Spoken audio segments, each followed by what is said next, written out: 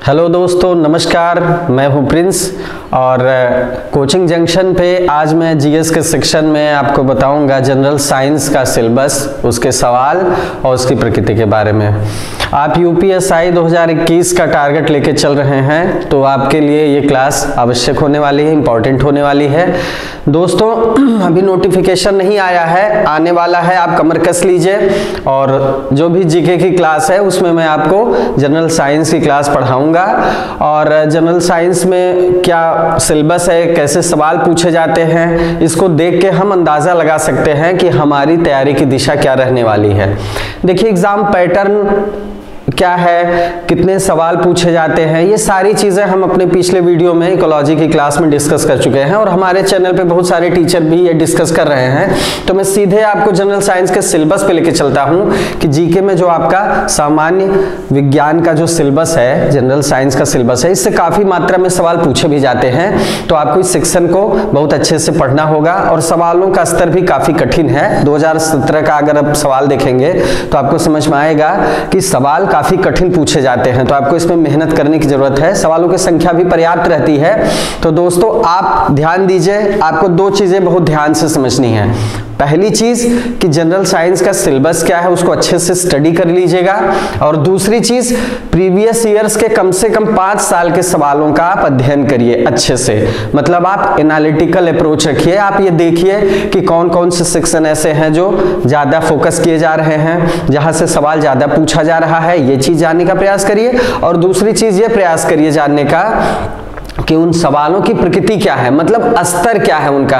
जैसे general science तो लगभग हर कॉम्पिटिटिव एग्जाम में पूछा जाता है, तो आप इन प्रीवियस ईयर्स के क्वेश्चंस को देख के, एसआई के प्रीवियस ईयर्स के क्वेश्चंस को देख के ये अंदाजा लगाइए कि उनका स्तर कितना है, मतलब कितना कठिन कितना सरल पूछ रहा है, हमको कितने डेप्थ में उसको तैयार करना है। तो सबसे पहले आप देखिए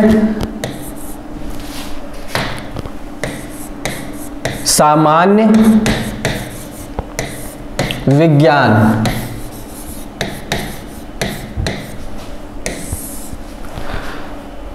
जनरल साइंस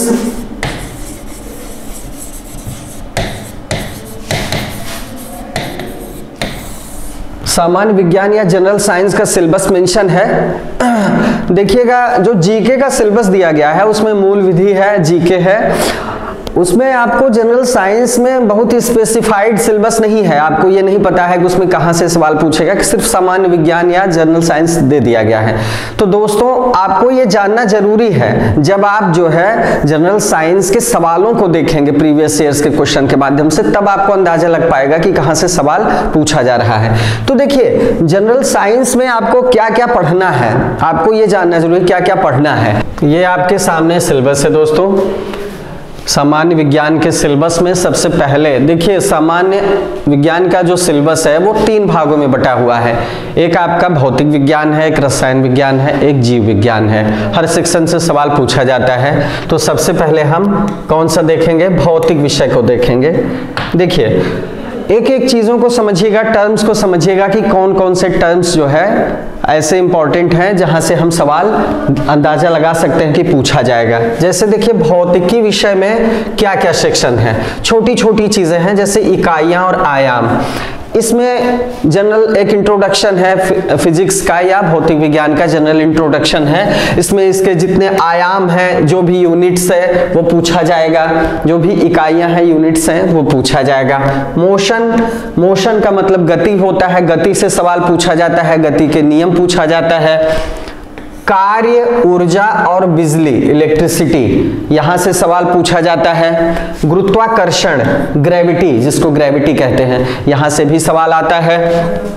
दबाव अर्थात प्रेशर, तैरने की क्रिया, प्लवन, उत्प्लावन, ये सारी सवाल जो है पूछे जाते हैं।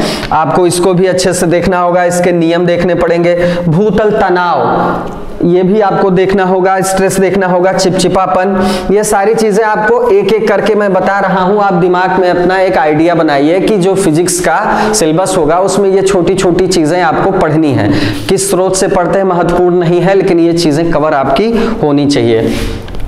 अगली स्लाइड में हम देखेंगे फिजिक्स का ही सिलेबस है। रेडियोधर्मिता, रेडियो एक्टिविटी, जो रेडियो सक्रिय पदार्थ हैं उनके बारे में आपको जानना जरूरी है। न्यूक्लियर, न्यूक्लियर आपका विखंडन भी जानना जरूरी, संलयन भी जानना जरूरी है। इसमें आपको परमाणु के बारे में जानकारी मिलेगी। विद्युत चुंबकत्व, यह भी एक इंपॉर्टेंट टॉपिक है। 4 मूलभूत बल, यहां पर फोर्स के बारे में बात होगी। पदार्थ का गतिज सिद्धांत, इसमें मटेरियल के बारे में है, इसके कुछ सिद्धांत है आपको जानना होगा। और जो इलेक्ट्रिसिटी करंट है इसके बारे में आपको जानना होगा कि इसका जो है चुंबकीय प्रभाव क्या होता है। ये कुल मिला के फिजिक्स का सिलेबस है। और मानव आंख और दोष, हमारी दृष्टि से संबंधित, आंख से संबंधित बहुत सारे सवाल हर बार एग्जाम पूछे जाते हैं, बहुत महत्वपूर्ण है ये जो लास्ट वाला टॉपिक है ये भी महत्वपूर्ण है। आंख और दोष, इसके बारे में भी आपको पढ़ना होगा, फिजिक्स के सिलेबस में ये है। अब देखिए रसायन विज्ञान में क्या है। रसायन विज्ञान में आप जब सिलेबस देखेंगे तो एक चीज है पदार्थ और उसकी अवस्था, मतलब मैटर और उसकी स्टेट क्या है, पदार्थ के बारे में आपको जानना होगा। अगली स्लाइड में हम देखेंगे कि रसायन विज्ञान में और क्या क्या चीजें शामिल हैं सिलेबस में। परमाणु संरचना, मतलब परमाणु की संरचना कैसी होती है, उसमें अणु परमाणु का क्या जो है संगठन होता है वो आपको समझना होगा। रासायनिक संबंध, केमिकल जो रिलेशनशिप होती है उनके बीच, उसको आपको जानना होगा। केमिस्ट्री के सिलेबस में ये सब आपको देखना है। तत्व का आपको एलिमेंट जो होता है उसका जो वर्गीकरण, क्लासिफिकेशन किया गया है उसको आपको केमिस्ट्री के सिलेबस में समझना होगा। ऑक्सीकरण, न्यूनीकरण, ये सारे टॉपिक आपको देखने होंगे। आप एक एक करके इनको ध्यान से देखिए, फिर आपको जब सिलेबस पूरी तरह से समझ में आ जाएगा तब आपको दिशा निर्धारित हो जाएगी कि किधर आपको पढ़ाई करनी, किस दिशा में आपको जाना है, ये डिसाइड हो जाएगा। एसिड मतलब अम्ल के बारे में पूछा है, बेस और साल्ट के बारे में पूछा है, मतलब लवण, क्षार और अम्ल के बारे में आपको जानकारी रखनी, ये केमिस्ट्री के सिलेबस में है। गैसों का व्यवहार, जो बिहेवियर ऑफ गैसेस हैं उनको आपको देखना होगा कि वो किस तरह व्यवहार करते हैं, किस तरह एक दूसरे से प्रतिक्रिया करती हैं। इलेक्ट्रोलिसिस, ये आपको देखना होगा। कार्बन और उसका यौगिक, ये आपको समझना होगा। जो भी कार्बन है और उसके यौगिक है इनको आपको केमिस्ट्री के सिलेबस में जानना होगा। ईंधन के बारे में आपको जानना है, आपको धातुओं के बारे में जानना है, आपको धातु अधातु इनका क्या जो है अर्थ है, इनकी क्या परिभाषा है, धातु अधातु की कुछ विशेषताएं आपको समझनी होंगी। कौन सी धातु में आती है, उनका क्या वर्गीकरण किया गया है, कौन कौन सी धातुओं में आती, कौन अधातुओं में आती है, आपको देखना होगा डिटेल में।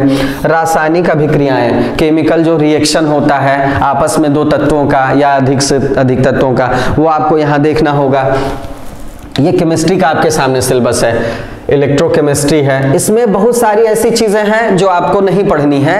ये सिलेबस से एक आउटलाइन आप समझ पा रहे हैं, लेकिन जब आप यूपीएसआई के प्रीवियस ईयर्स क्वेश्चन को एनालिसिस करेंगे तो आपको और क्लियर हो जाएगा कि कुछ सेक्शन ही ऐसे हैं जहां से हमेशा सवाल पूछा जा रहा है, उन्हीं को फोकस करना होगा आपको।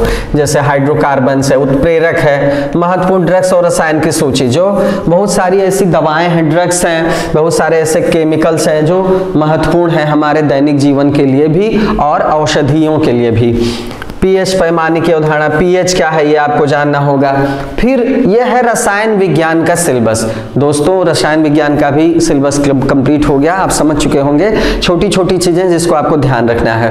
और अगला जो सिलेबस है जीव विज्ञान का है, बायोलॉजी, जिसको बायोलॉजी कहते हैं। बायोलॉजी भी में दो होता है, बॉटनी और जूलॉजी, मतलब जंतु वनस्पति विज्ञान और जंतु विज्ञान।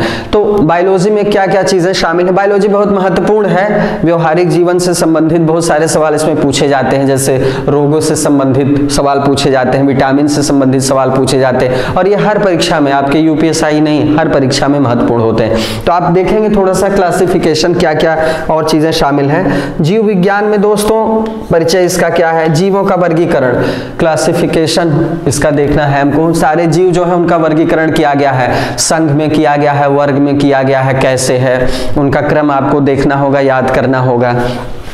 उसके बाद आपको लेके चलते हैं, हम दिखाते हैं साइटोलॉजी। आपको ये जानना होगा, साइटोलॉजी के बारे में आपको जानना होगा। आपको जो भी कोशिकाएं हैं उनके बहुत सारे तत्व होते हैं, बहुत सारी चीज़ों से मिलकर कोशिका बनती है। और कोशिका में जो बहुत सारे पदार्थ होते हैं, माइटोकॉन्ड्रिया होता है, क्रोमोसोम्स होता है, आपको उनको जानना होगा। आपको जेनेटिक्स के बारे में भी जानना होगा, आपको आनुवंशिकी के बारे में समझना होगा।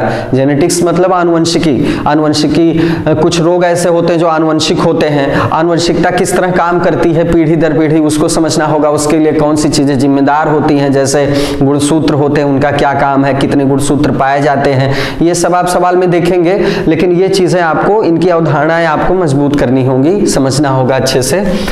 अब प्लांट है, पशु सेल की संरचना, कोशिका के बारे में आपको जानना होगा। सेल मतलब कोशिका के बारे में जानो, जो मूलभूत इकाई है वो किसी भी, चाहे वो जंतु की हो चाहे वो वनस्पति की हो, उसकी मूलभूत इकाई है, तो उसके बारे में आपको जानना होगा कि उसकी संरचना क्या है, उसका स्ट्रक्चर क्या है। पादप समाज का, जैसे आपने जंतु का वर्गीकरण देखा, पादप समाज का भी वर्गीकरण देखना होगा कि वो कितने जो है उनको वर्गों में बांटा गया, उनका क्लासिफिकेशन क्या है, ये भी आपको समझना होगा। फिर प्लांट के बारे में और भी चीजें हैं, ऊतक है। देखिए इसमें बहुत सारी चीजें ऐसी हैं, जैसा कि मैंने बताया कि वो चीजें केवल मैं समझाने के लिए आपको बता रहा हूं, लेकिन फोकस आपको कुछ ही चीजों पे करना होगा। और ये समझने के लिए हम सवालों को देखेंगे। पौधे के रोग, जैसे हमारे जीवों में, जंतुओं में या मनुष्यों में भी रोग पाए जाते हैं, तो पौधों में भी बहुत सारे रोग ऐसे हैं जो उनकी वृद्धि को प्रभावित करते हैं, उनके उत्पादन को प्रभावित करते हैं। तो उनके रोगों के बारे में जो महत्वपूर्ण रोग हैं हम देखेंगे, वहां से भी सीधे सवाल पूछा जाता है। पौधों में पोषण का तरीका, जैसे जीवों में पोषण होता है, जंतुओं में पोषण होता है, वैसे सारे जीव में, पौधों में भी पोषण होता है। उसकी एक प्रक्रिया होती है, कुछ ऊतक अलग अलग कार्यों के लिए जिम्मेदार होते हैं, उनमें कैसे फंक्शन होता है इसको भी हम समझेंगे। उसके बाद नियंत्रण कैसे होता है, जैसे उसमें हार्मोन्स होता है, एंजाइम्स होता है, वो कैसे फंक्शन, जैसे हमारे शरीर में या किसी भी जंतु के शरीर में इनका नियमन होता है, वैसे प्लांट में या पौधों में भी इनका नियमन होता है और फंक्शन होता है। फूलों के पौधों में यौन प्रजनन, देखिए पौधों में फूल होते हैं, फूल से फिर फल बनता है, बीज बनता है, तो उनमें भी प्रजनन की एक व्यवस्थित प्रक्रिया है। इसको भी आपको समझना होगा ताकि आप समझें कि उनका वृद्धि, प्रजनन और प्रक्रिया कैसे संपादित होती है। ये देखिए आपका जीव विज्ञान का सिलेबस है, इसमें बहुत सारी ऐसी चीजें हैं जो आप एक लाइन में समझते चलिए। इनमें प्रजनन का लैंगिक और अलैंगिक दोनों तरीका होता है। परिवहन प्रणाली, मतलब इनमें जैविक पदार्थों का परिवहन कैसे होता है पौधों में, वो आपको जानना जरूरी है। श्वसन और उत्सर्जन, मतलब जंतुओं की तरह या मनुष्यों की तरह इनमें भी श्वसन और उत्सर्जन जैसी प्रक्रियाएं होती हैं, वो कैसे होता है वो भी आपको समझना होगा। द सेल मतलब कोशिका, कोशिका के बारे में बता ही चुका हूं, आपको जानना जरूरी है। इसकी संरचना क्या है, कार्य क्या है। मानव में नियंत्रण और समन्वय, मनुष्य के शरीर में कैसे जैविक प्रक्रियाओं का नियंत्रण होता है, कैसे उनका आपस में समन्वय है जिससे निरंतर उनकी प्रक्रियाएं चलती रहती है, ये आपको जानना जरूरी होगा। ये हमारे शरीर से संबंधित है, ये भी बहुत महत्वपूर्ण है, ये मोस्ट इंपॉर्टेंट टॉपिक होता है, इसको आपको अच्छे से समझना होगा। हमारे प्रजनन प्रणाली क्या है, मनुष्य की प्रजनन प्रणाली क्या है, उसके विभिन्न आयाम क्या है। उत्सर्जन प्रणाली क्या है, उत्सर्जन प्रणाली भी आपको देखना होगा। श्वसन प्रणाली मतलब प्रजनन, रिप्रोडक्शन सिस्टम आपको देखना है। रेस्पिरेशन सिस्टम देखना है। संचार प्रणाली देखनी है, संचार प्रणाली मतलब हमारी तंत्रिका कोशिकाएं होती हैं, वो कैसे संचार स्थापित करती हैं, हमें मस्तिष्क तक कैसे मैसेज जाता है ताकि आप अनुक्रिया करते हैं या प्रतिक्रिया करते हैं उद्दीपन के प्रति, वो सब आप देखेंगे संचार प्रणाली में। दिल मतलब हृदय, हृदय होता है, उसका क्या फंक्शन होता है, जो कि हमारे शरीर का बहुत महत्वपूर्ण भाग होता है, उसके बारे में हम डिटेल में पढ़ेंगे। रक्त की संरचना, इससे भी बहुत सवाल पूछा जाता है, कठिन रहता है सवाल, इसको भी बहुत अच्छे से आपको समझना होगा। इसमें से कुछ बीमारियां भी होती हैं जो रक्त से संबंधित होती हैं, चाहे वो रक्त की कमी से होने वाली बीमारी हो, चाहे आनुवंशिक बीमारियां हो, वो इससे संबंधित होती हैं। ये सारा जो सिलेबस है, इसको देख के आप अंदाजा लगा रहे होंगे कि आपको जीव विज्ञान में क्या पढ़ना है। और अब जैसे देखिए रक्त के बारे में और डिटेल में, रक्त के कार्य हो गया, डाइजेस्टिव सिस्टम पढ़ना है, मानव का डाइजेस्टिव सिस्टम, इससे भी सवाल पूछा जाता है। खाद्य और पोषण, दोस्तों ये बहुत इंपॉर्टेंट टॉपिक है, खाद्य और पोषण वाला, जिसमें आपने देखा होगा सवाल पूछा जाता है। विटामिन से बहुत सारे सवाल पूछे जाते हैं, विटामिन से जरूर पूछा जाता है। खनिज लवण हुए, वसा हुआ, कार्बोहाइड्रेट, प्रोटीन, इनका क्या काम है, इनकी कमी से हमारे शरीर में कितने रोग होते हैं और कैसे, क्या स्रोत होते हैं जहां से हम इन पोषक तत्वों को प्राप्त कर सकते हैं, ये आप देखेंगे। तो ये रोग वाला टॉपिक और खाद्य और पोषण वाला टॉपिक, ये बहुत महत्वपूर्ण होता है हर कॉम्पिटिटिव एग्जाम के लिए, इसी तरह आपके SI के एग्जाम के लिए महत्वपूर्ण होने वाला है। खाद्य और पोषण और मानव रोग, ये भी बहुत इंपॉर्टेंट है। नाभिकीय विखंडन और नाभिकीय संलयन, नाभिकीय विखंडन और नाभिकीय संलयन जो है ये भी महत्वपूर्ण टॉपिक है, क्योंकि ये आज के समय में परमाणु ऊर्जा एक वैकल्पिक स्रोत है जीवाश्म ईंधन का, तो कहीं न कहीं इस दिशा में प्रयास किए जा रहे हैं, तो इसको भी, इस कॉन्सेप्ट को भी आपको अच्छे से समझना होगा टॉपिक को। अब देखिए पशु समाज का वर्गीकरण, ये जो है जंतुओं का वर्गीकरण है, इसमें जीवन के 5 ये आप छोड़ दीजिए। पशु में पोषण की वृद्धि, यही आपको जो है पोषण न्यूट्रिशन पढ़ना है कि मनुष्य के लिए या जीवों के लिए जो पोषण होता है, खासकर मनुष्य पे ध्यान दिया जाता है। एग्जाम में जो सवाल होते हैं मनुष्य से रिलेटेड होते हैं, हमारे जीवन से रिलेटेड होते हैं, तो पोषण में आपको क्या पढ़ना है, बहुत सारे ऐसे पोषक तत्व हैं जो हमारे शरीर में विभिन्न जैविक क्रियाओं के लिए आवश्यक होते हैं, तो उनका क्या जो है काम है, किसमें वो पाए जाते हैं, उनकी कमी से क्या रोग होते हैं, यही सब समझिए। जैसे प्रोटीन है, कार्बोहाइड्रेट है, वसा है और विटामिन है, इनसे सवाल जरूर पूछा जाता है, ध्यान दीजिएगा। जीव विज्ञान में रोग और पोषण बहुत अच्छे से पढ़िएगा। पशु में यौन प्रजनन क्या होता है, श्वसन क्या होता है, ये पहले ही डिस्कस कर चुके हैं, और विविध, और इससे रिलेटेड जो बहुत सारे सवाल देखेंगे तो आपको समझ में आएगा कि कुछ ऐसी चीजें हैं जो समसामयिक घटनाक्रम से आपको साइंस के लिए मिल जाएंगी, जहां से आपको सवाल सीधे उठा सकता है। तो ये दोस्तों आपके सामने जनरल साइंस या सामान्य विज्ञान का पूरा सिलेबस हमने डिस्कस किया।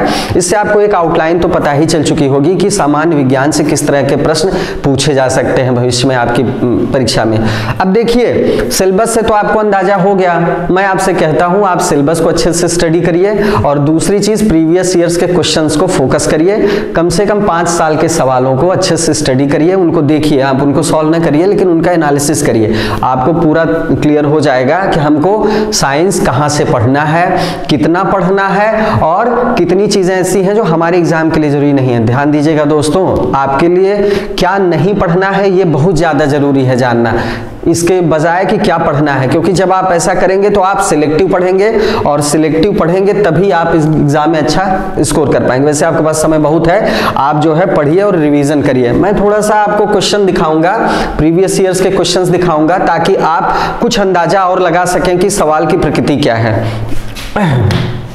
देखिए दोस्तों,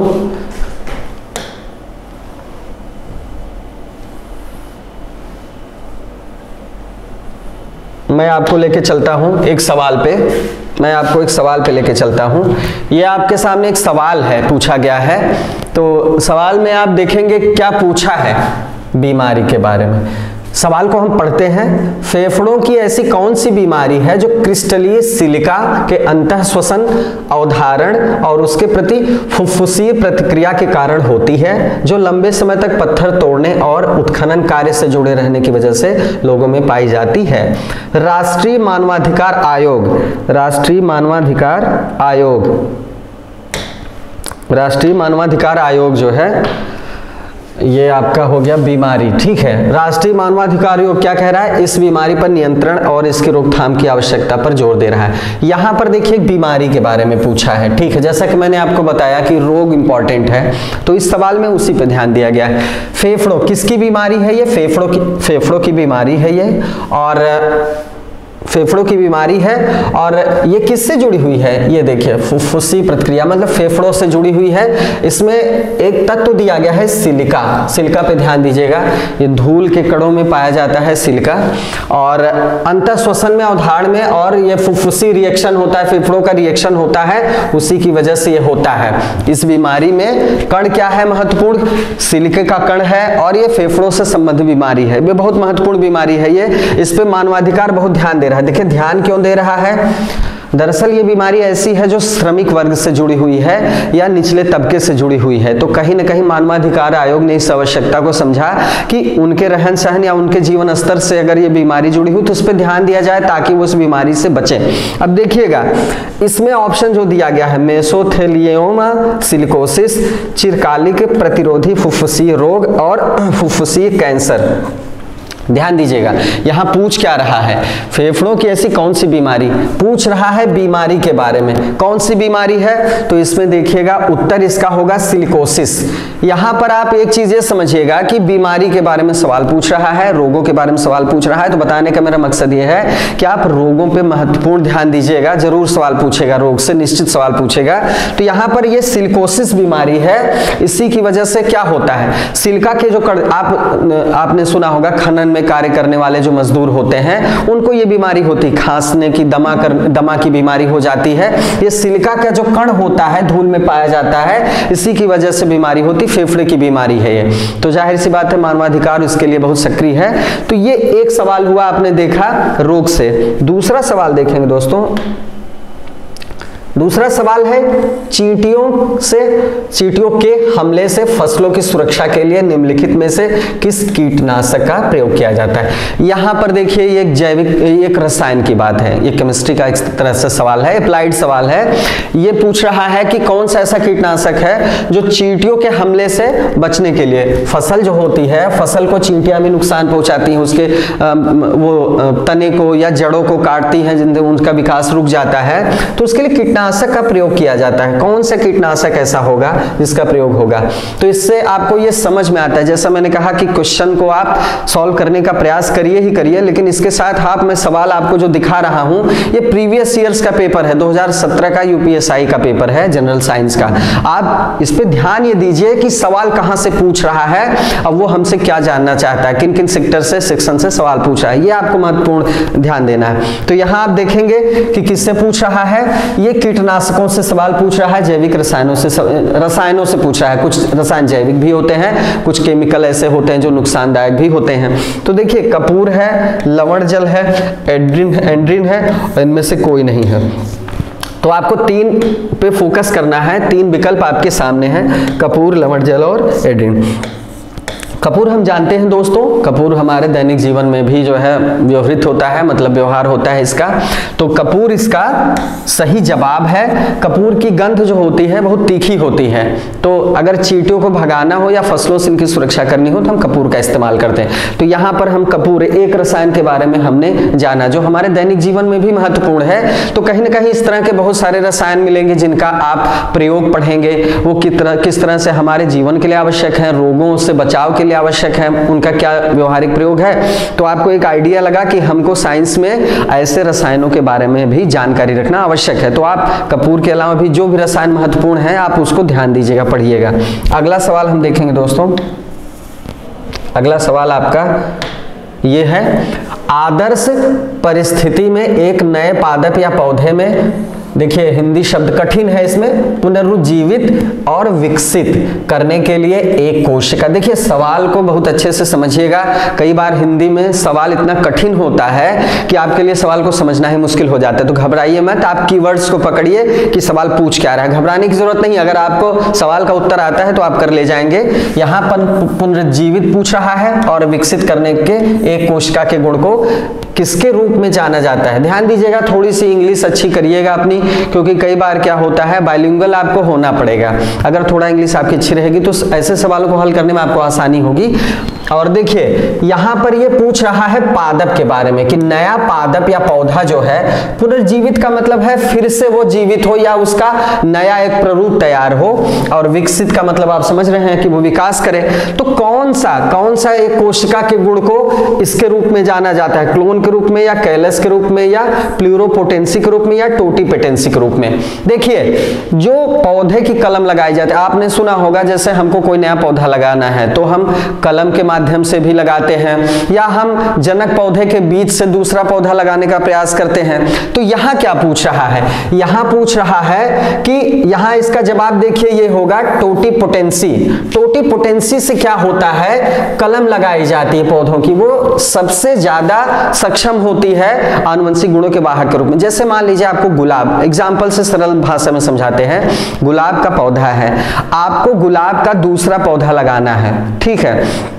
तो जाहिर सी बात है आप सबसे ज्यादा इस्तेमाल क्या करते हैं, आप कलम बनाते हैं और कलम लगाते हैं। कलम से क्या होता है, जब भी आप किसी भी पौधे की कोशिका से या उसके ऊतक से दूसरा पौधा लगाते हैं, चाहे वो कलम के माध्यम से हो या उसके कुछ तने के टुकड़े को आप लगा दें, कलम की विधियां अलग अलग हो सकती हैं। आप अगर उससे दूसरा पौधा लगाने का प्रयास करते हैं उसके ऊतक से या कोशिका के भागों से, तो इस माध्यम से पौधे के जो गुण, जनक पौधे के जो गुण होते हैं वो पूरी तरह से नए पौधे में आते हैं। मतलब मतलब जो आनुवंशिक गुण है वो सीधे सीधे पौधे में पहुंचते हैं। तो ये सबसे प्रमाणित विधि होती है। टोटीपोटेंसी, ज्यादातर इस्तेमाल इसी का किया जाता है, टोटीपोटेंसी का। तो ये सवाल के माध्यम से आपको क्या पता चला, इसके माध्यम से आपको कौन सा सेक्शन ध्यान में आएगा पता है? पौधों के बारे में जैसा मैंने बताया वो सिलेबस में मेंशन है। तो पौधों में जो प्रजनन की प्रक्रिया है, मतलब चाहे वो फल में हो, चाहे कृषि पौधे में, जैसे आलू आपने देखा कि आलू को कैसे लगाया जाता है, आपने देखा होगा। आपने गन्ने को देखा होगा कि उसको कैसे लगाया जाता है। तो ये सारी जो विधियां हैं अलग अलग, ये आपको जानना होगा कि कौन कौन से ऐसे जो है पौधे हैं जिनका जो है नए पौधों में जो है कलम की विधि से ज्यादा लाभदायक होता है उनका उत्पादन, या कौन सी में ऐसा है कि जो बीजों से किया जाता है। ये आपके लिए जानना जरूरी। कलम से क्या होगा, टोटीपोटेंसी से क्या होगा, जनक पौधे के गुण आनुवंशिक रूप से पूरी तरह से नए पौधे में आ जाएंगे। तो यहाँ आपके लिए ये जानना जरूरी, मैंने उनमें आनुवंशिकता कैसे होती है, उनमें प्रजनन कैसे होता है, ये आपको सेक्शन समझ में आया। अगला आप देखेंगे दोस्तों, मैं आपको दिखाऊंगा। अगला सवाल जो आपके सामने है वो ये है दृष्टि वैषम्य। अब देखिए फिर एक कठिन शब्द है दृष्टि वैषम्य, मतलब होता है आई साइट की कुछ समस्या, आई साइट की समस्या है, मतलब आंख में दोष की बात हो रही है, लेंस की बात हो रही है। देखिए आंख में दोष होता है तो लेंस का प्रयोग किया जाता है उसको दूर करने के लिए। यहाँ पर कौन सा टॉपिक है, यहाँ पर मानव नेत्र के बारे में है। मानव नेत्र को आपको समझना होगा, उसकी प्रक्रिया क्या है, कौन कौन से ऐसे उसमें तत्व होते हैं जो आपको जानना। रेटिना आपके लिए जरूरी है, लेंस जानना जरूरी है, पुतली जानना जरूरी, उनका कार्य क्या है, उनकी संरचना क्या है, और अगर उनमें कोई परेशानी आ जाए या कोई विकृति आ जाए तो कौन सी समस्या पैदा होती है, दृष्टि में क्या समस्या पैदा होती है। कभी कभी हमें दूर की वस्तुएं नहीं दिखती, पास की दिखती हैं, दूर की नहीं दिखती, और कभी कभी पास की नहीं दिखती, दूर की दिखती हैं। तो इस तरह रेटिना पे प्रतिबिंब अच्छे से नहीं बन रहा है, कार्निया में प्रॉब्लम है। तो ये सारी जो चीजें हैं ये किसी ना किसी वजह से होती हैं, और इसको दूर करने के लिए हम लेंस का प्रयोग करते हैं, अलग अलग लेंस का प्रयोग करते हैं। तो यहां पर देखिए दृष्टि वैषम्य, अगर दृष्टि में समस्या है तो कौन सा लेंस प्रयोग होगा। देखिए उभयावतल, अवतल लेंस आप पढ़ेंगे जब हम साइंस पढ़ाएंगे, विज्ञान पढ़ाएंगे, तो अवतल लेंस, उत्तल लेंस सबके बारे में विस्तृत रूप से पढ़ाएंगे। यहाँ आपको क्या समझना है, ये उभयावतल लेंस है, ये उत्तल लेंस है, ये अवतल लेंस है, सबका क्या काम है वो हम आपको डिटेल बताएंगे। यहाँ केवल ये बताना चाह रहे हैं इसका उत्तर बेलनाकार लेंस होगा। यहाँ हम आपको सिर्फ इतना बताना चाह रहे हैं कि आपको मानव नेत्र को अच्छे से पढ़ना होगा टॉपिक में। मानव नेत्र में क्या दोष है, क्या उसकी प्रक्रिया है, और कौन से ऐसे लेंस हैं जिसकी मदद से दृष्टि दोष को ठीक किया जा सकता है। कई तरह के दृष्टि दोष हो सकते हैं और अलग अलग दृष्टि दोष के लिए अलग अलग लेंस का प्रयोग किया जाता है। ये हम उस टॉपिक में देखेंगे, लेकिन यहाँ आपने ये समझा मानव नेत्र के बारे में। अब देखिए अगला सवाल जो आप देखेंगे, निम्नलिखित में से कौन सा कुल ऊर्जा के उपभोग में न्यूनतम, मिनिमम पूछा है, मिनिमम योगदान देता है, मतलब न्यूनतम योगदान देता है। ये चार विकल्प आपके सामने हैं। चार विकल्प में एक विकल्प ऐसा है जो ऊर्जा के उपभोग में सबसे कम योगदान देता है। तो देखिएगा पहला क्या है, अक्षय ऊर्जा स्रोत। अक्षय ऊर्जा स्रोत का क्या मतलब है, अक्षय मतलब जिसका क्षरण कभी ना हो, वो कंटिन्यू चलता रहे। सौर ऊर्जा भी इसमें एक है। अक्षय ऊर्जा का सबसे बड़ा स्रोत क्या है, सौर ऊर्जा है, जिसका मतलब नष्ट होना संभव नहीं है, और नष्ट भी होगी तो इतने लंबे समय में होगी कि उसका कोई मतलब नहीं है। अभी उसमें बहुत भंडार है, सूरज के पास इतनी ऊर्जा है कि हमारी कई पीढ़ियां जो है बहुत समय तक जो है ऊर्जा प्राप्त करती रहेंगी। तो अक्षय ऊर्जा इसी को कहते हैं। परमाणु ऊर्जा से आप परिचित होंगे, एटम एनर्जी है। एटॉमिक एनर्जी जो होती है ये नए जमाने की एक नई ऊर्जा है जो अब बहुत मात्रा में प्रयोग हो रही है। बहुत इसमें तकनीकी रूप से चीजें अपग्रेड हो रही हैं, जिससे ये जो है नई ऊर्जा के स्रोत के रूप में उभरा है नए समय में। जीवाश्म ईंधन ये भी परंपरागत स्रोत है एक तरह से। जीवाश्म ईंधन में क्या आता है, पेट्रोल डीजल आता है। ये बहुत प्रमुखता से इस्तेमाल होता है, लेकिन दोस्तों एक चीज आपको ध्यान रखनी है कि जब पर्यावरण की बात आएगी तो ये हमेशा नकारात्मक प्रभाव डालेंगे। जितना इसका इस्तेमाल होगा उतना ही नुकसान होगा हमारे पर्यावरण के लिए। CO2 और बहुत सारी विषैली गैसें जो है इससे निर्मुक्त होती हैं और हमारे शरीर, स्वास्थ्य और पर्यावरण के लिए बहुत नुकसानदायक होती हैं। इनमें से कोई नहीं, इनमें से कोई नहीं, कुछ नहीं होगा। आप तीनों को आपने अच्छे से समझा, तीनों ऊर्जा का मतलब क्या है। अब यहाँ पूछ रहा है कि कुल ऊर्जा के उपभोग में न्यूनतम योगदान। तो देखिए परमाणु ऊर्जा एक नई ऊर्जा है जो कि नए समय से प्रयोग हो रही है, इसका बहुत पुराना इतिहास नहीं है। जीवाश्म ईंधन का इतिहास भी जो है जब से इंसान ने जो है खनिज को निकालना शुरू किया, जीवाश्म खनिज को, पेट्रोलियम पदार्थों को, तब से है। लेकिन ये अक्षय ऊर्जा तो काफी पहले से, जब से धरती पैदा हुई तब से है। तो देखिए परमाणु ऊर्जा जो है तो बहुत महत्वपूर्ण, लेकिन सबसे कम यही इस्तेमाल होती है, सबसे कम। इसका अभी चूंकि प्रौद्योगिकी इतनी एडवांस नहीं हुई है जिससे इसका जो है इस्तेमाल बहुत अच्छे से किया जा सके, क्योंकि इसके परिणाम भी जो है घातक है। इनके जो रेडियो एक्टिव तत्व होते हैं इनको जो है इनका निपटान करना भी थोड़ा सा कठिन होता है। तो इसलिए आप ये चीज जान लीजिए कि परमाणु ऊर्जा न्यूनतम है, ये उपभोग में अभी न्यूनतम है, भविष्य में इसका महत्व बढ़ने वाला है। तो ये भी सवाल आपने देखा, इस सवाल से भी आप क्या समझ रहे हैं, यहां पर आपको यह समझना आवश्यक है कि जो भी महत्वपूर्ण ऊर्जा के संसाधन हैं हमारे लिए, चाहे वो जीवाश्म ईंधन हो, चाहे वो सौर ऊर्जा हो, हमको ये समझना होगा कि उनको अच्छे से समझना होगा। अप्लाइड में आपको व्यवहारिक प्रयोग में देखना होगा कि क्या वो ऊर्जा के संसाधन हमारे स्वास्थ्य और पर्यावरण के लिए भी उतने हितैषी हैं। इसी पे इकोलॉजी और पर्यावरण की क्लास में मैं आपको डिटेल में बताऊंगा है कि प्रदूषण जो है से बचने के लिए आपको पर्यावरण हितैषी जो ऊर्जा के संसाधन उनका प्रयोग करना चाहिए। तो वहां आप अच्छे से देखेंगे ही। इसका मतलब यह जीवाश्म ईंधन तो बिल्कुल नकारात्मक प्रभाव देता है, परमाणु ऊर्जा के सकारात्मक प्रभाव तो है, लेकिन प्रौद्योगिकी इतनी विकसित नहीं हुई है। तो अक्षय ऊर्जा तो स्रोत है ही, इससे सौर ऊर्जा का आपने देखा होगा, सौर ऊर्जा का उपकरण लगाया जाता है, और जीवाश्म ईंधन तो नकारात्मक है। फिर बहुत सारी ऐसी और ऊर्जा है, जैसे तापीय ऊर्जा है, उसका भी इस्तेमाल किया जा रहा है, पवन ऊर्जा इस्तेमाल किया जा रहा है, ये सब पर्यावरण हितैषी हैं। तो ऊर्जा के जो ढेर सारे संसाधन हैं, बहुत सारे ऐसे विकल्प हैं, उन पे भी ध्यान दिया जाना आवश्यक है, ये आप देखेंगे। तो ये ऊर्जा का हो गया।